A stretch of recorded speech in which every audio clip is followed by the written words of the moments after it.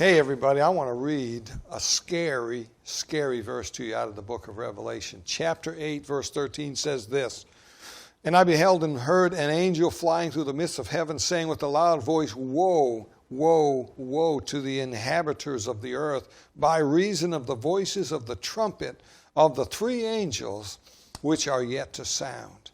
This is scary stuff right here. You think Hollywood movies are scary, you ain't seen nothing. This is real.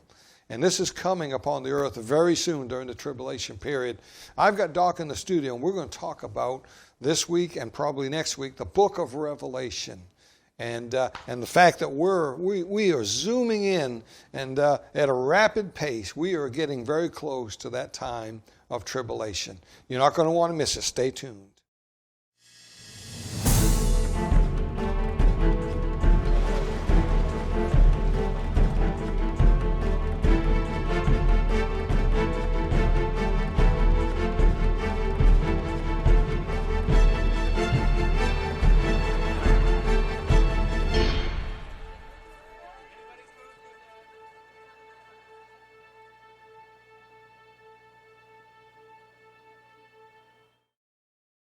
And welcome everybody, Prophecy in the Spotlight. I'm your host, Brother Dan Goodwin, sitting here with me, Dr. Hiltibidal.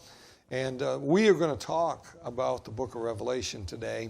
Yes. And this is some sobering stuff. Amen. We're not going to start with Revelation 8. We're going to go back to Revelation 1. Doc, hope you're doing well. Yes. These are exciting days. These are shocking days. Man, the stage is being set for what you're mentioning in the middle of the tribulation. Yeah. We're already seeing that roadway made. Oh my goodness! In the last year, who would have thought a year ago we'd be here? You couldn't have imagined how rapidly this thing. They're talking about forcing people to take medications, and you know what I'm talking. We've got to be careful what we say because of the YouTube rules. But my goodness, they're wanting to mandate. They're wanting to force us. Yes. And they're saying, look at we won't force you. We'll just take away your freedoms. Well, and your liberties. that'll be the plan, no doubt. Yeah. But that's the plan that'll happen in the middle of the tribulation. When do we get our armbands for being dissidents? And I hear you. Yep. And folks, I want you to realize that we are on YouTube also. If you're watching on television, go on the internet to YouTube, look for Prophecy in the Spotlight, and you'll find our channel there. We also have a Rumble channel, Prophecy in the Spotlight.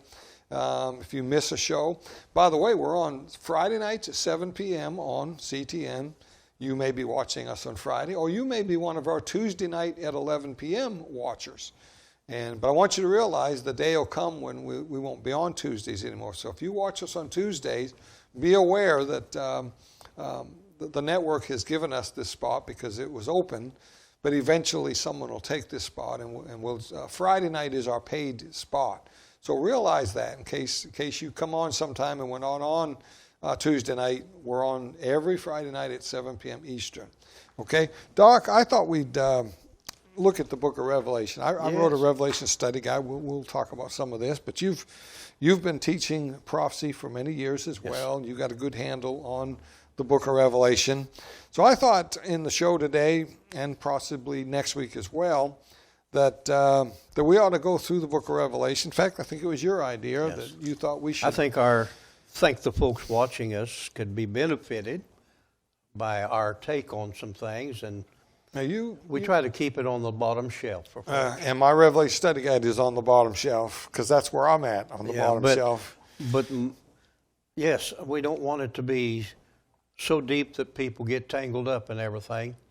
But there's some primary things that if people know and understand about prophecy, especially the book of Revelation, can help them not get into trouble. Now before we come on the air, you were telling me, you were talking about what the people don't understand it. There's a lot of things about it. And even preachers. Yes, a lot of preachers don't understand the parallels or the parentheses that are located throughout, beginning in starts in chapter number 5, or chapter 4 really is a parenthesis. We say a parenthesis, that's when the narrative of the action of the judgments are put on pause, that is on the paper. Yeah. then information is inserted that helps people understand other things that are taking place at the same time. It's not a part of the narrative, but it's a part of the background and Right. those kind of things. And so if they don't understand when they get to those chapters where they're at, they'll get over to the middle of the tribulation and they'll discover white robes once again, and they'll say, oh, that's the rapture, because they don't know they're in a parallel giving added information. I think a good illustration would be you're watching an old movie, and suddenly the guy starts daydreaming, and it gets and they go back in Very time. good illustration. And they show something. They show and then something. it comes back. Yes. That's exactly what happens. Yeah. And some of those parallels is giving information about what you just have already been reading or looking at, but a lot of them is something that reaches even into the future of setting the stage for something. Then when you get to the witnesses, you're over here in the book of the Revelation and don't realize that's at the end of their ministry. They really back over here. Yeah. So without knowing some of the and understanding it, a lot of people get mixed up. I think the beauty of the study guide that I put together is that it makes it so simple. I explain a theme for each chapter and a very little summary of the chapter. And I put it all together in order and how it all fits together.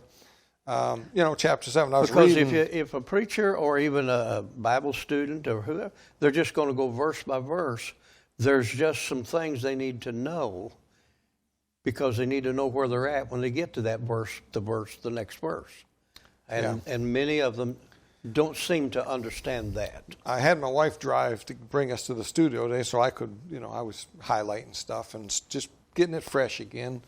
And I noticed that I wrote in here in chapter 7 of Revelation, I said that chapter 7 is stuck in between the sixth and the seventh seal. That's right. And now it's not in that order. It's just between this discussion of the sixth seal. That's where the thought, as you said a while ago, let's go back and put the background together. And actually 7 goes forward. It goes all the way some forward. people that are going to be saved. Yes. He calls it the sealing of the 144,000. And if you don't know that, you think, oh, it's happening right here. Yeah, and it's not. And it's not. It's a really future a event. fourth In fact, it starts out with people in heaven in white robes that came out of the tribulation. And we got those white robes.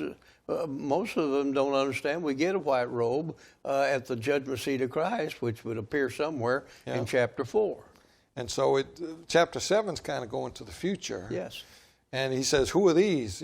Thou knowest, John says, and he tells them, these are they that came out of great tribulation. Yes. Then he explains the sealing of the 144,000.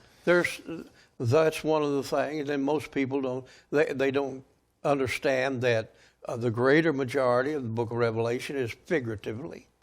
Verse number 1 says, he sent and signified it. That the word signified means to make known by the use of signs and symbols. Yeah. And so, when you're introduced in the throne room and you see somebody with 4 faces, you got to understand it's metaphorically used. It's figurative. Yeah. So, as by way of introduction in the book, I talk about the authors, the Apostle John, in 96 A.D. They tell us it's believed that probably that's when somewhere in that neighborhood. It was, I believe, the last book of the Bible written, most likely. Because in 98 A.D., John got off the island. That's right. Yeah. So it would have been 96 or 97. Yeah. Yes. And he lived to tell about it. Yes, he lived until 118, according to historians. So. Problems with interpretation. You already mentioned one of them. Yeah. There's 3 reasons, and I give this in the study guide. 3 reasons why people stumble through Revelation and they don't get it. And you mentioned, I think, probably the biggest one, the parenthetical passages. Oh, yes, I'm convinced it's the biggest. There's entire chapters. Chapter 7, the entire chapter is stuck in there. Some of them are 2 chapters long. Chapter 14. Yeah. Chapter 12 and 13. Chapter 12, yep. And a lot of 12 and 13 go together. I mean, it's a parenthetical. Yeah, so they're not in order. Because chapter 13 starts to talk about the beast from the sea and the beast from the land. It takes you to history. And it's already happened. That's already we happened. already read about it. And then brings you to the current time. And all of it is, most people don't understand, it's written in that narrative right there for the Jews, because they're the ones that's getting ready to have to flee to the mountains. Yeah. The other two, faulty teaching from our past is a big one. We're all We guilty all of have that. We've got stuff we learned years ago, and we're stuck on it. And It's more hard to more change. light is on the subject today than there was 20 or 50 years ago when I started. Yeah. And then discerning, like you said at the beginning about that word, what was Signify. it? Signify. Yeah. Literal versus prophetic or figurative. And if it's, in other words, most everything you're going to read is going to be figurative. But if it's in its context, the Holy Spirit made it absolutely clear that it's literal. And that's how you look at it. That's how you discern which is literal and which is figuratively. Yeah. And usually the passage is quite obvious. His hair was white like as wool. He didn't have wool hair. You covered that just recently in a prophecy conference we just held. You might want to tell the folks about that. Yeah, that's right. We just had a prophecy conference. Yes. We had it in Walker, Michigan, with Pastor Preston Judd. Excellent meeting. We went Sunday morning all the way to Wednesday night. Mm-hmm. I think we did 10 sessions between the both of us, and we had a time. And we feel like good we helped crowd, those folks. good attendance, and I thought very good response. When they're as quiet as a church mouse, and they're just eyes that wide, you know you're communicating. You know, the first thing I did the Sunday school hour. I taught a summary of Revelation. Yes. I think I got to chapter 9, and then we just briefly showed them the theme of each chapter. But we've got a clip from the church. We were just there. I just got back last night, and you got back last night. And this is what? This is August 6th today, at the recording of this. And this is going to air very soon. And we had just got back from the conference, had a good time. And we did a clip with the pastor at his church, and you were there.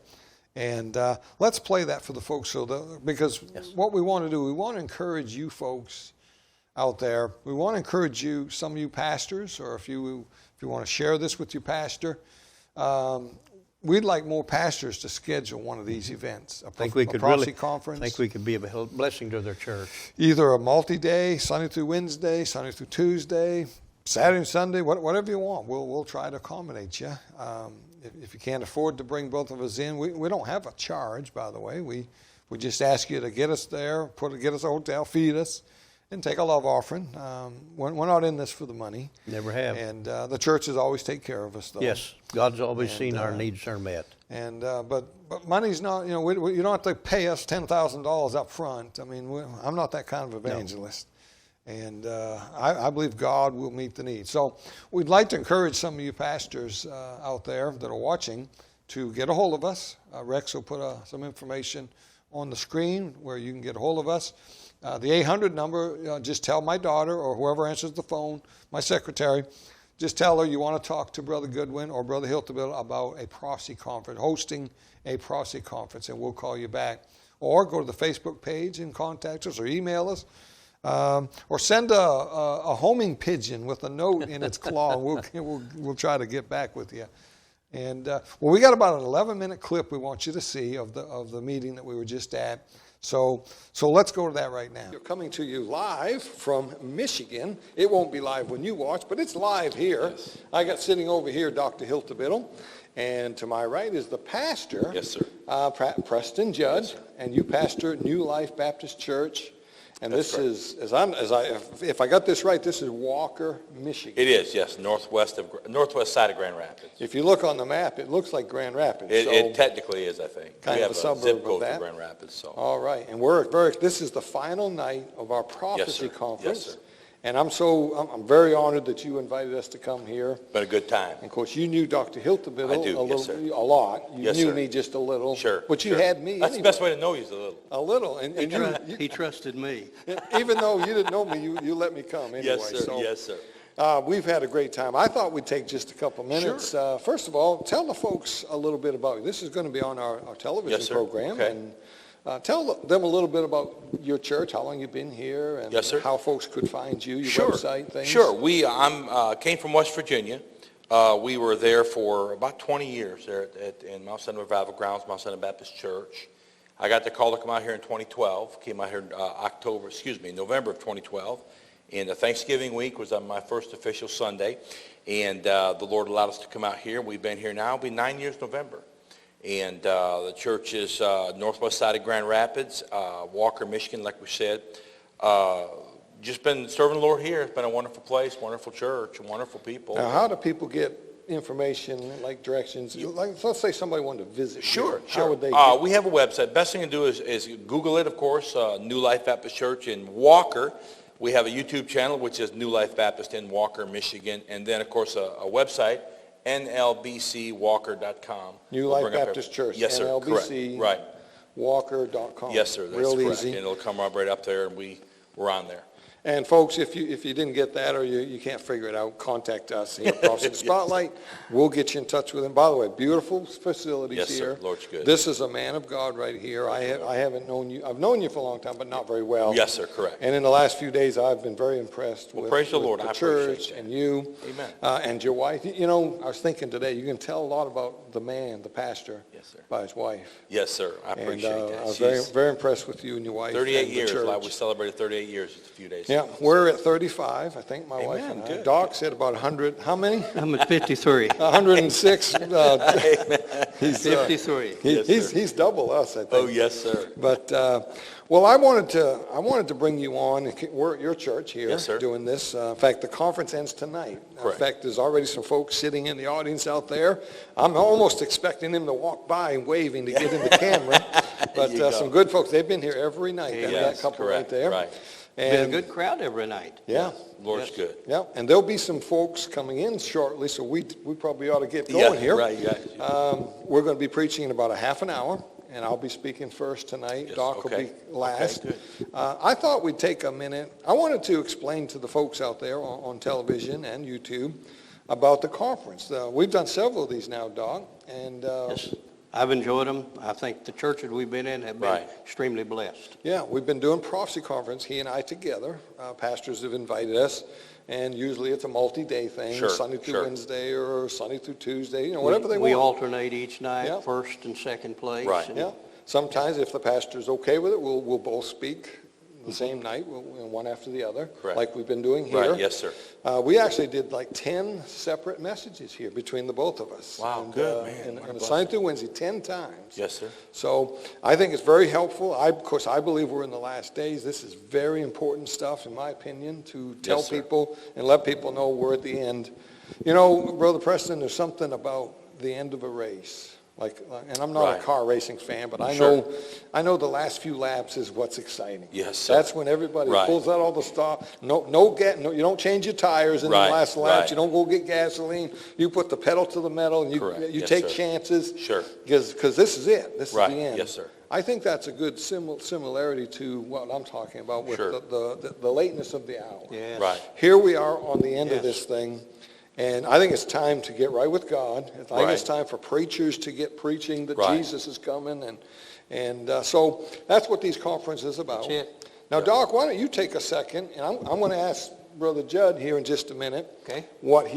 how he's enjoyed the conference. Yes, I'll sir. put you on the spot. Yeah, all right, And of okay. course, if you didn't like the conference, we'll just We delete can this. edit it. You edit that out, huh? We'll edit it out so it won't go on TV. Okay. So you may as well give in and say, what a blessing Yes, it sir. was. Okay, I'll do All that. right. Yeah, good. Listen, people know when they watch us on TV, what you see is what you get. Yes, sir. We're Yes, the sir. same on television as we are at the restaurant, aren't we? Yes, sir. That's So, exactly right. I like to Yes, cut sir. up, Well, I'm telling you. Someone once said, don't take life so seriously. Yes, You're not sir. going to get out of it alive Well, I know when anyway. you and I together, folks got to go on the backside of the fellowship with us. I do know that. Doc, tell us a little bit of some of the messages and thoughts that you've brought to the folks here. Well, I had the privilege to preach the Sunday morning AM service. Yes, sir. and I spoke on the fact of being a Noah in this generation. Yes, sir.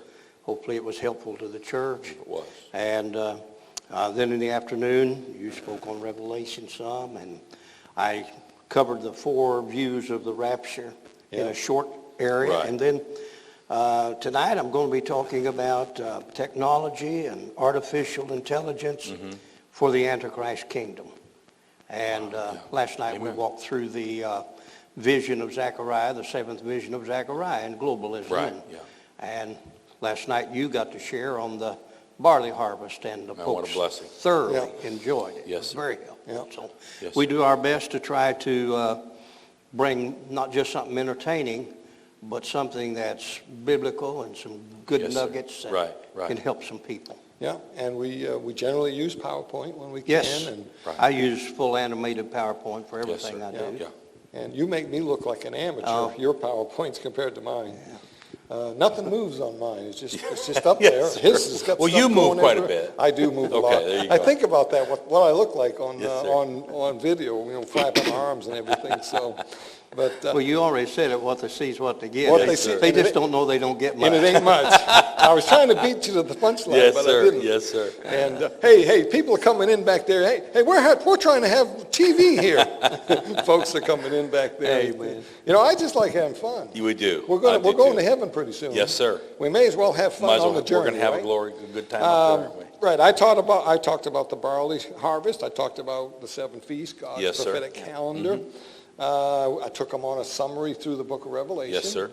And tonight I'm speaking on when time shall be no more. Okay. And so what I would like from you, Brother Preston, is how do you feel the conference went? Are you glad you had it? Do you feel like Yes, your sir. people were helped?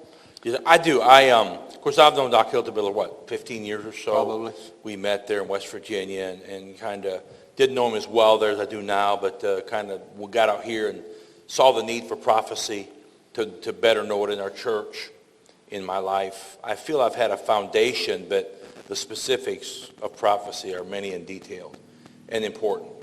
And so I was really scared about a summer meeting. I don't like booking a meeting in the summertime because my wife and I and 2 children show up sometimes. But we've had great crowds, and I've been blessed. I've had great response from the church family. I've had a couple of preachers text me, thanking me. They've watched live stream, couldn't make it. We've had, 6-8 churches represented here through visiting on Monday and Tuesday night. And so I've been thoroughly blessed. The messages I'll never forget, where's the fish? What a tremendous thought there with the barley and the loaves, and just something that sticks in your mind to show us that God's a God of order. And the rapture is not something that might happen, something that might take place. It's as definite as creation. Yeah. Amen. Every second of creation was taken up with God's handiwork, and every second of time from now until eternity begins is in God's control. And I've been blessed beyond measure. So would you recommend, like to your preacher friend, would you I will. recommend they have something? Hardly, yes. And in fact, people ask me, I know 3 independent Baptist preachers doing prophecy, and you guys are 2 of them. And I would highly recommend anybody to have you all in with a conference like this, a Sunday, whatever you could fit. It's well worth the church's time. It's well worth the money. It's well worth the gathering. Everything that we've done, it's been worth it tenfold. Amen, Thank you. boy. And Appreciate the that. crowd here has been wonderful. Good. The Great response, spirits. yeah. Oh, man, our church is wonderful folk. Yeah, sounds like a Wonderful. church mouse. Yeah. So quiet, they're Yeah. glued into what's going on. Right, yeah, that's exactly right. And that's the way our folks are, but they're paying attention. All right, folks, go to the website, prophecyinthespotlight.com, or dial the 800 number on your screen. Get a hold of me, email us. We'll put the email up on there for you, or down in the comments, one or the other. We'd love to talk to you. If you're a preacher, or if you host or have the ability to host a meeting or a conference, we'd love to talk to you about Doc and I coming, and whatever you'd like, however many days you want. We're flexible. We would love to speak with you about having a prophecy meeting or prophecy conference at your church. Yes. Give us a call or email me or call the 800 number, whatever. And we would love to talk to you about doing something Amen. like this. Amen. Doc, why don't you close it out? Tell them why this is so important. I think it's very important because these are the last days. Yes, sir. Most of our churches and God's people are uninformed. Yes, sir, correct. They're searching for answers, and I think we can help them with answers. Yes, sir. I tell our congregations all the time that if you understand prophecy, you're able to answer questions that the lost world is asking. Sure. You can build a road of communication to take them to the cross in Calvary. Yes. Yeah. All right, Doc, that was it. Yep. Preston Judd, the pastor, great guy. He's a great guy, got a great sense of humor, and knows his Bible well. And you knew him a lot better than me. Oh, I've known he him and I for many were years. acquaintances, but we didn't know each other Yes. very well. And I feel like I got to know him some, and I Yes. liked him. I liked him very much. And the several pastors in the area, one brought a whole busload of people, and so I think it was 5 or 6 different pastors that came during it was the week. obvious that everybody that attended, I think, really received some help. Yeah. All right. Well, let's go a little further here. We haven't got very far. Let's just jump up here to the outline of the book. Yes. Very helpful. That's one of the basic things that you need to know before you get into it. The outline of the book. Chapter 1, I call it the introduction. Yeah. Christ and his True. relationship Yes. to the church. Yeah. Chapter 2 and 3 is the church age. It's the church age. They were literal churches, but they were also indicative, I believe, of prophecy of the church age, because you can see in different eras of time where something changed or was brought into Christianity. You have to be careful when we use the word church and understand what we're meaning there, but Christianity as a whole made some changes in those places. Of course, church, it's a local thing, but it's also used institutionally. It's used Upon this institutionally. rock I will build my church. Yes. Go get the Bible. Is there just one Bible and locked up in a room? No, it's institutional. Yes. And a church is a visible thing. Yes, but it's a visible and local. Church that he started is made up of local bodies all over the world. Absolutely. And so chapter 4 changes everything. The church is now gone. Now I'm talking institutionally. Institutionally, all the local churches are no longer here. Now the buildings are here, and there's still some people going to meet. That's because the church isn't the building. Yeah, and there'll still be people at the church because they weren't born again. And there's certainly lots of people who are not saved. You know, it will be a visible and altogether church in that's heaven. right. So yes. Yeah, in a called out assembly, meeting So in heaven. chapter 4 is, I believe, the rapture. Yeah, the rapture. A voice sounding like a trumpet. And the 7 seal book and chapter is stuck in there to explain what it's all about. God. Chapter 5 is one of my favorite chapters. I love it. love looking in the throne room, trying to see, wow, it's beyond ability. Christ takes back possession of planet Yes, Earth. love And it. then, of course, chapter 6 all the way to 19 go together. That is the 7-year tribulation. Chapter 6 to 19. That's Daniel's 70th week. Yeah, and then 20 through 22 is the millennium, the great white throne, the New Jerusalem, all that. Yeah. Doc, we got 20 seconds left, and we're out of time. And Amen. the point is, don't be left behind. Don't be left behind, and the only way not to be left behind is to place your faith and trust in Jesus Christ and be born again. Yeah. If you need any help with that, contact us. Next week, we're going to continue. We're going to go into more detail of this. But until next time, keep your eyes on them skies.